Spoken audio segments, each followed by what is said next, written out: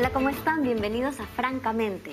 Hoy día nos acompaña un personaje polémico, Sebastián Monteguirfo, actor que recientemente ha terminado de grabar de villano, el malo malísimo de la novela Mi vida sin ti. Bienvenido, Sebastián, ¿cómo estás? Gracias, Natalia, por la invitación y por tener estos espacios en donde realmente, como espectador, como ciudadano, son a veces bastante necesarios, ¿no?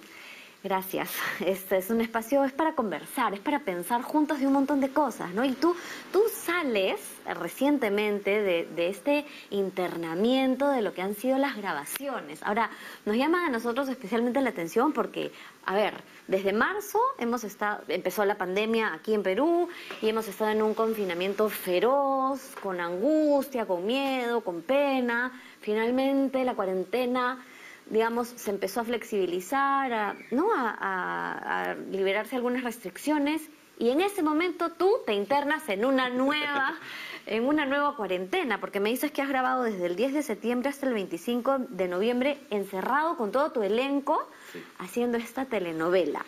25 de noviembre sales, regresas a tu vida. Tu novela se llama Mi vida sin ti. ¿Y cómo es ahora tu vida contigo? ¿Qué tal el reencuentro con tu propia vida? Bien, o sea, finalmente nunca estuve sin mi vida. Era como estar de viaje, pero dentro de mi ciudad. Fue realmente un proceso pero lejos de tu familia, de tus hijos. De mi familia, de mis hijos. O sea, yo pedí cuarto con con ventana a la calle para poder hacer por lo menos en los balconazos y que me vengan a visitar y mirarlos. Pero después de la segunda vez dije, no, mejor ya no me vengan a visitar, porque ellos se iban y yo me quedaba chorreando lágrimas a mares y fue bastante fuerte. Pero era lo que nos tocaba vivir en ese momento, ¿no? No me iba a servir mucho quedarme en casa sin trabajo y ver cómo buscármelas para agenciar, o por lo que nos ha pasado a muchísimos peruanos, ¿no? Cómo llegar al mes, cómo no endeudarnos. Era lo que nos tocaba vivir en ese momento y fue paja, fue bastante alentador, por momentos fue muy duro, o sea, es como una familia temporal, ¿no? Nunca se ha grabado de esa manera. Quizás en rodajes de películas de Hollywood, ¿no? Bueno, no sé, ¿no? O a veces acá también sales y haces una película. Pero 3, 4 semanas, sí. 5, ¿no? Esto ha sido largo. Sí, y gratificante realmente, ¿eh? Porque, bueno, tú sabes, para hacer una obra de teatro tú ensayas 3 meses para contar una historia de hora y media, pero en la televisión tú tienes que grabar 30 escenas al día. Ensayas, grabas, ensayas, grabas. Entonces el ensayo no llega a ser un ensayo realmente, ¿no? Estás como... Es un repaso, estás una marcación. Marcando y te acomodas con la letra y la posición, la luz y nota para el otro, etcétera. Y acá, al vivir todos juntos, la directora vivía con nosotros. Y entonces las escenas complicadas podíamos ensayarlas la noche anterior y llegábamos como al set ya con un mapa un poco más claro, ¿no? Pero mira, ustedes han vivido con la directora, con los técnicos, con los actores, intensamente esta convivencia, pero también la convivencia intensa ha sido con los personajes, ¿no? O sea, tú te has puesto el traje de malo 3 meses. Sí. ¿Cómo se siente eso? Mira, te voy a decir, en principio, déjame corregirte, no estábamos los técnicos, solo estábamos actores y la directora. Okay. Solo era el elenco. Por un tema de contagios, para cuidarnos de que si alguno salía, no sé, si te contagiabas en tu casa, no llegues y contagies, porque somos los actores los que estábamos sin mascarilla. Claro, igual que acá nosotros, ¿no? Exacto. Y todos los técnicos sí en la distancia prudente. Sí. Ya, claro. Y al principio nos juntábamos y toda historia empieza con todo bonito, por acá, la presentación de los personajes, pero conforme fue avanzando la historia... nosotros nos juntábamos todas las noches, ¿no? Salíamos de un día de grabación y nos juntábamos a decir, me pasó esto, me pasó el otro, que no es lo mismo que llegar a tu casa con gente que no conoces lo que está pasando realmente en un set o a las personas con las que trabajas. Entonces, en esa convivencia era paja porque había una conversación y una interacción donde compartíamos lo que nos había pasado, los que habían grabado, los que no habían grabado, etc. Conforme fue avanzando el tiempo, nos íbamos cada uno guardando en nuestro cuarto porque... los mismos rollos, conflictos, dramas de los personajes. Ya, tu privacidad, descansar sobre todo, porque la novela fue de 40 capítulos, entonces toda la historia estaba como condensada para hacerla en 40 capítulos. Todo era más drama y más drama.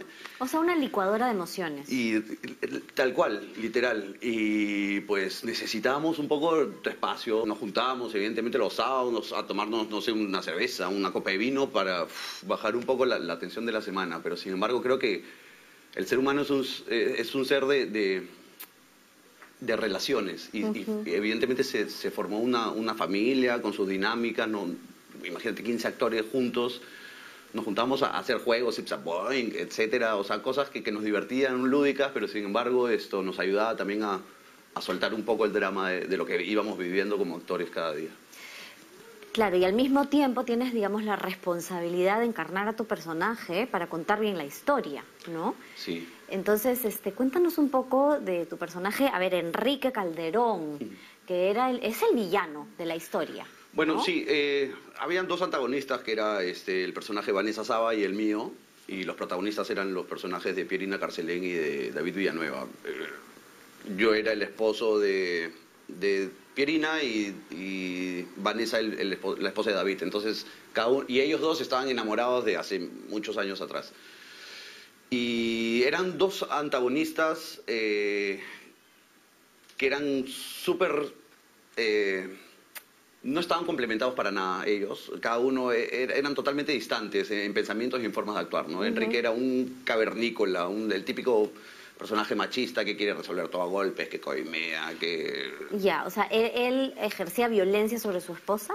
Sobre lo que le venía en el camino, ¿no? Tenía una relación con su hijo y lo manipulaba mucho para tenerlo a él de su lado y seguir haciendo cosas no correctas ni para la sociedad ni para la vida, ¿no? Bastante injusto. Era el típico machista, ¿no? Hay una escena en donde le mete la mano al personaje de Daniela Feijó y pues hay una reacción. O sea, el pata era un cavernícola que no solo implementaba el machismo, sino iba minando la casa de micromachismos, que es lo que a veces pasa y no nos damos cuenta. Claro. Creemos que el machismo es solo un golpe o una violación. El machismo trae muchas cosas que están como ocultas. Claro. Perdón que te corte, hay personas que no lo identifican porque tenemos como idea, el machismo es el maltrato a la mujer. Evidentemente esa es la parte más fea, más aberrante. Pero hay momentos previos en los que tenemos que identificarlos para detenerlos, ¿no? Sí, yo estaba pensando, hace unos meses vi un en vivo de Cristian Isla reflexionando sobre el machismo y él contaba, la verdad, de manera bien profunda y bien lúcida, cómo su propia concepción del machismo había cambiado con el tiempo, que hace 20 años él se podía permitir hacer una serie de chistes que ya no, la misma persona, o sea, es como la conciencia de lo que antes era chistoso. Digamos, antes nos parecía chistoso y ahora lo vuelves a contar y te das cuenta que era terrible, pero antes no nos dábamos cuenta, ¿no? Entonces era simplemente ese chiste o esa maldad o esa película visto de manera demasiado chata, ¿no? Y ahora tú, que te enfrentas a Enrique Calderón, ¿Tú dirías que has aprendido algo o que hay algo que te ha dejado pensando aún más o has profundizado tu conciencia de esta problemática social más que antes por este personaje? Sí, totalmente. O sea, en principio hay muchas cosas que los seres humanos aguantamos por no identificarlos de raíz. Y me parece que el comportamiento general que deberíamos de tener todos es un comportamiento que parte del respeto. El respeto creo que estaba perdido durante muchos años. El machismo ha estado instalado muchísimos años, está todavía. Creo que se ha avanzado a grandes pasos. Lo que mencionabas, ¿no? De en vivo de Cristian, me hizo recordar que yo el Facebook te recuerda lo que tú posteas, ¿no? Cada cierto tiempo. A mí también me salió igualito un chiste que yo había puesto hace 8 años y de verdad lo leí y no me parecía nada gracioso. Es un meme, ¿no? Probablemente haciendo alusión al juego de géneros. O sea, hace 8 años no lo entendías así. Ya, fue la mentalidad de ese momento. Pero ahora ya no lo podemos seguir mirando así. Y está bueno, y eso se nota en los comportamientos de las personas. Tengo muchos amigos homosexuales. Antes yo salía con ellos y me decían, en la calle me gritan, ay, tal cosa, con palabras despectivas. Ahora ya no se ve tanto. O sea, somos una sociedad que se está abriendo poquito a poco, ¿no? Antes el típico ejemplo era de una construcción, pasa una chica bonita, le van a silbar, le van a decir cosas feas.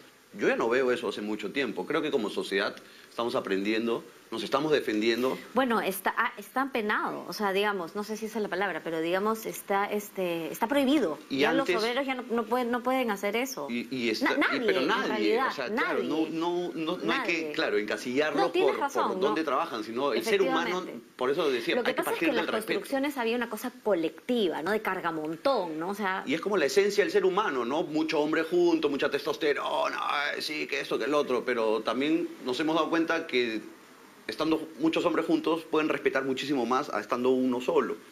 Sí, y también no necesariamente mujer bonita, puede ser niña, puede ser mujer mayor, o sea, realmente el acoso se da con todo tipo de personas. Todo tipo de personas. Mencionabas también que están cambiando las cosas, las leyes, ahora está penado, está multado, etcétera. Antes ibas a una comisaría y la mujer hacía una denuncia que la habían golpeado y la primera pregunta era, ¿pero usted qué ha hecho, señora? Y ya no. Ahora las comisarías, la Policía Nacional se ha puesto, o sea, creo que es un trabajo en conjunto y creo que como seres humanos estamos creciendo y estamos formando una mejor sociedad. Ahora, en tus redes, la gente, justo comentábamos, ¿no? Antes de empezar la entrevista, que podía perfectamente la gente no diferenciar entre ficción y realidad, ¿no es cierto? Entonces, que alguien podía decirte claramente, hola Sebastián, ¿cómo estás? Pero alguien te podría decir Enrique el maldito, ¿no? Sí. Claro, en cuarentena es más difícil cruzarte con gente, pero de todas maneras, ¿cómo has sentido tú la respuesta del público hacia ti? Yo, mira, apenas leí los primeros capítulos, todavía estaba en mi casa y nos llegaron los 5 primeros capítulos de la novela. Y cuando empiezo a leer, dije, felizmente vamos a estar encerrados, porque no me imagino salir un fin de semana con mi esposa, con mis hijos a la calle y que me vea la señora que de verdad se cree la historia de la novela y, oye, ¿por qué actúas así? ¿Por qué haces esto? ¿Por qué haces el otro? Que ya me había pasado hace unos años, cuando hice un antagonista también. Pero siempre haces de malo. No, hecho de bueno. O sea, mira, hace 2 años hice una novela de bueno. El hombre enamorado, risueño, encantador y qué sé yo, y que estaba atrás de la mujer de su vida. Y creo que fue una novela que le fue muy bien en los números del rating y a esta también no fue bastante bien y la gente comparaba mucho mi trabajo. Entonces, un poco para responder tu pregunta, creo que la gente no me atacaba tanto a mí, sino sabía diferenciar porque hace 2 años había hecho una novela con un personaje totalmente opuesto. Ya, o sea, ya, ok. ¿Y los hombres, sientes que aplauden ese tipo de conductas o que tu personaje los lleva a reflexionar y tomar conciencia de que eso está mal, de que es terrible, de que habría que revisarse? Yo creo que ya no es un tema de género, sino es un tema de generacional. Okay. Me parece que va más... Yo creo que la gente de nuestra edad ya entiende que necesitamos un cambio. Hemos vivido, cuando éramos niños, la formación de nuestros padres no era la misma a la que nosotros intentamos implementar ahora con nuestros hijos. Entonces, creo que más allá de ser un tema de género, es un tema generacional. Ya. Entonces la respuesta de la gente mayor es diferente que de los jóvenes. Sí, creo que la gente mayor todavía está un poco cerrada en sus ideas. No quiero generalizar. Bueno, pero digamos, lo que has percibido la mayor, tú, ¿no? Sí. Y creo que las que más aplauden esto son las mujeres. Me han escrito muchas mujeres agradeciendo los temas que se estaban tocando en la novela. A todos en general, y como estábamos todos juntos, intentábamos, por ejemplo, tuve una escena de violación, mi personaje violaba al personaje de Pierina Carcelén, siendo esposos. Ella me decía que no, y sin embargo, él la forzaba. Ajá. Termina siendo una violación, sí, por ¿no? Supuesto. Y él le decía, entre parejas no hay violación, tú no puedes ir a demandarme, entre esposos no hay demandas, tonterías que se le ocurren a este pata, y que hay muchos hombres todavía que piensan de esa manera. Y después de eso hacíamos unos en vivos, intentábamos hablar con la gente para poder responder preguntas, porque finalmente nuestro trabajo está para eso, ¿no? Para hacer el efecto espejo y que la gente se identifique con los temas que están pasando. Eduardo Adriancén los escribe de una manera muy, muy clara lo que pasa en la sociedad y él los replica en las historias, ¿no? Qué interesante, porque eso antes no pasaba. Un en vivo para ver la respuesta del público. Con eso nos vamos a ir a una pausa y volvemos exactamente con eso después del corte.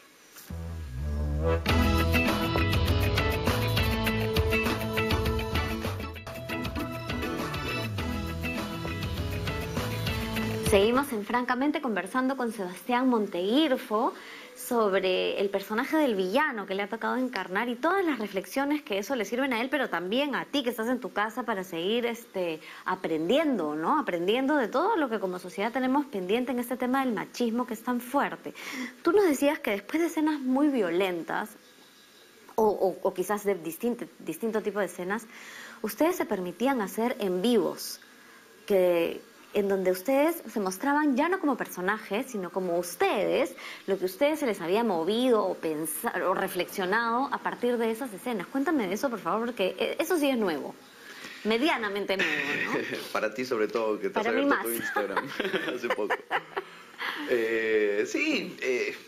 Lo que pasa que desde siempre el teatro siempre ha intentado hacer una especie de efecto de espejo de lo que pasa en la vida cotidiana y ir y vernos en un escenario o en una pantalla, esto haga que desde nosotros como espectadores trabajemos y reconozcamos diferentes temas. Pero no sé si te ha pasado cuando estabas en el teatro, que tú saliendo, no es lo mismo ir a ver una obra de teatro y de ahí cuando sales con los del elenco y conversas, una conversación post-función, Sí. después de lo que se ha tocado, Sí, es sí, mucho sí. más rico y los mismos del elenco también recibes a veces cosas de afuera que ni siquiera lo vieron en los 3 meses de conversaciones, en los ensayos, etcétera. Es que se ha movido tanta energía ahí que luego, pero cumpliendo con el formato que había que cumplir. Entonces luego se genera, o sea, esa energía está en movimiento, pero ya de manera espontánea.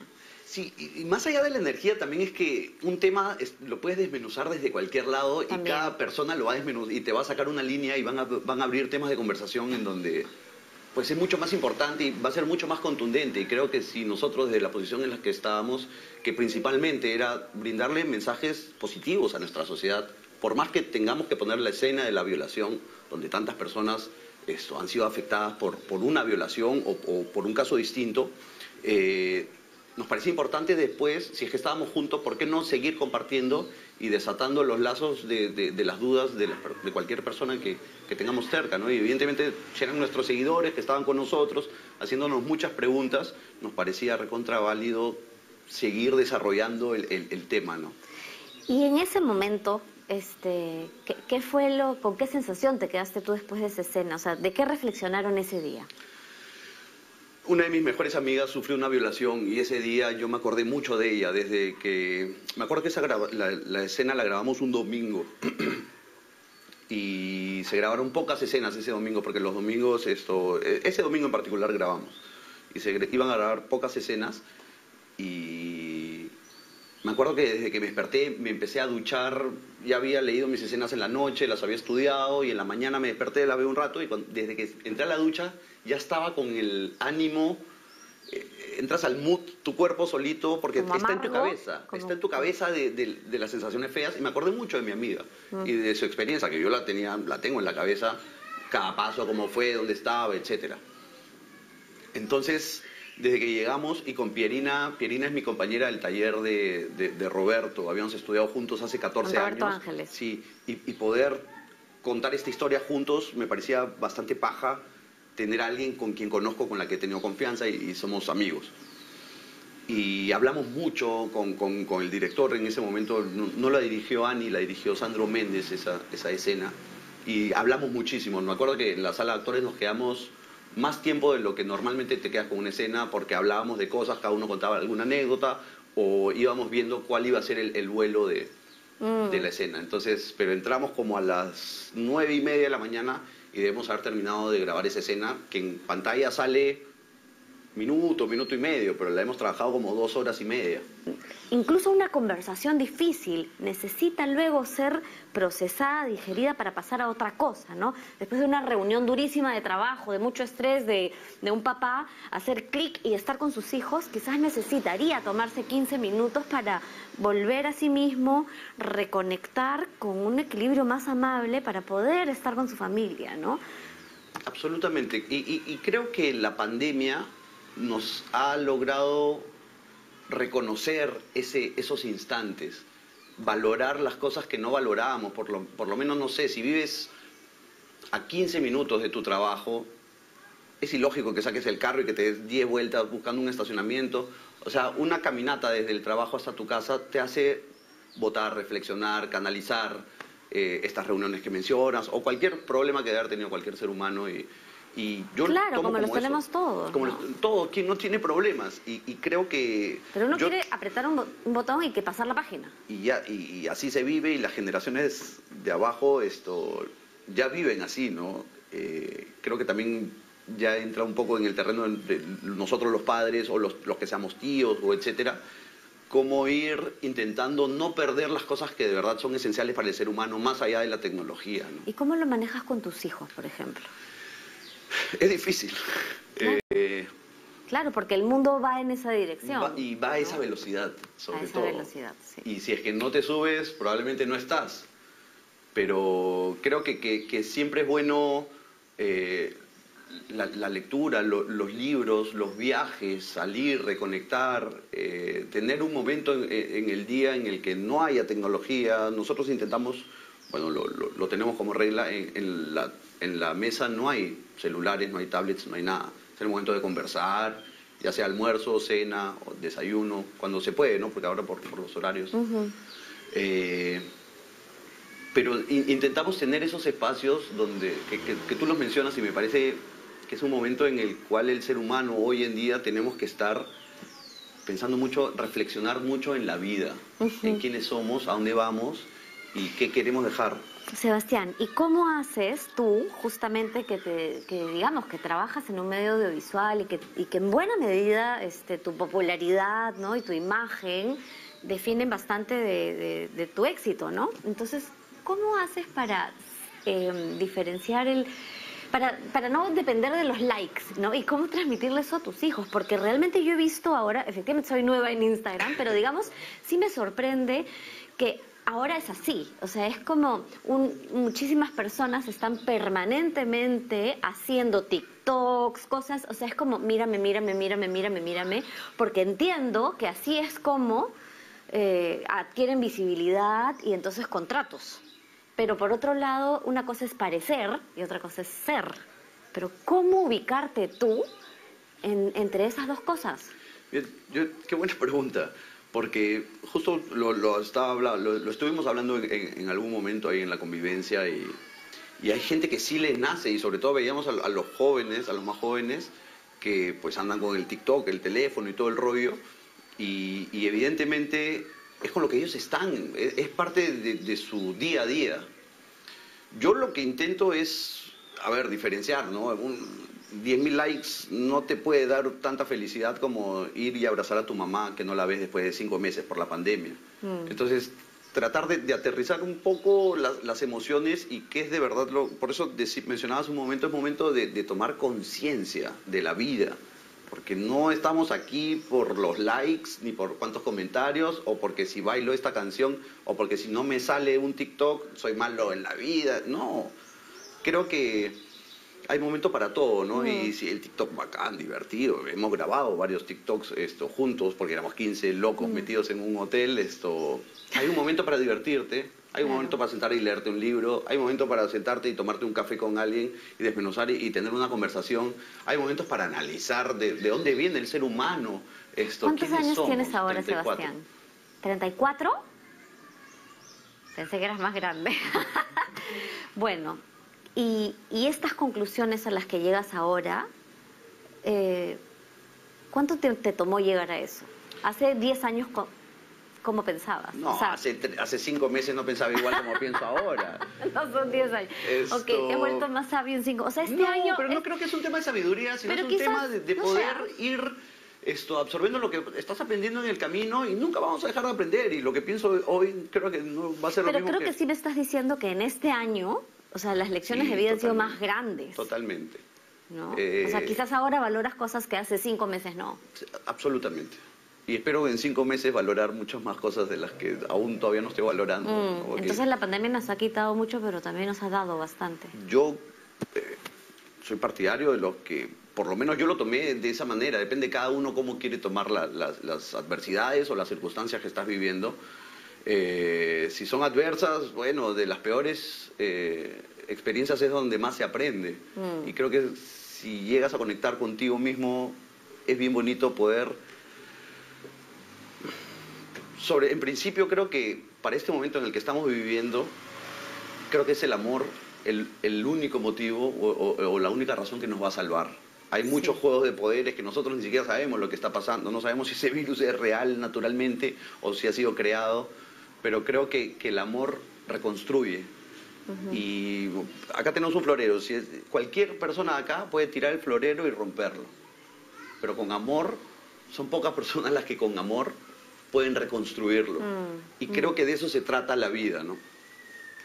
Sí, y yo recuerdo hace varios años, entrevisté, me parece que sí, que era Gabriel Calvo, que dijo que somos una generación que estamos acostumbrados que si algo se rompe te consigues uno nuevo, ¿no? Pero que la generación de sus abuelos reparaban todo y quizás esta pandemia que nos ha tenido con tantas restricciones en casa nos ha enseñado a eso, a que se puede reparar. A partir del amor, creo que es esencial, o sea, reflexionemos sobre eso en nuestro día a día, porque el ser humano es maravilloso de por sí y somos de relacionarnos. Si no tenemos relaciones, si no nos conocemos, si no estamos con otros aprendiendo, leyendo a la otra persona o compartiendo ideas, no creo que podamos crecer. Y el distanciamiento social me parece una palabra muy fuerte. Creo que es distanciamiento físico. Sí. Sociales. Sí, podemos estar socializando y solidarizando con distanciamiento físico. Bueno, Sebastián, el programa voló. Sí, muchísimas gracias por acompañarnos. Que falte Javier más seguido para que un saludo para Javier. Lo mejor para ti en el año 2021, igualmente. Como sea que se te presente, que se nos presente a todos. Gracias. Gracias a ustedes. Bueno, y con ustedes será hasta el próximo programa de Francamente. Chao.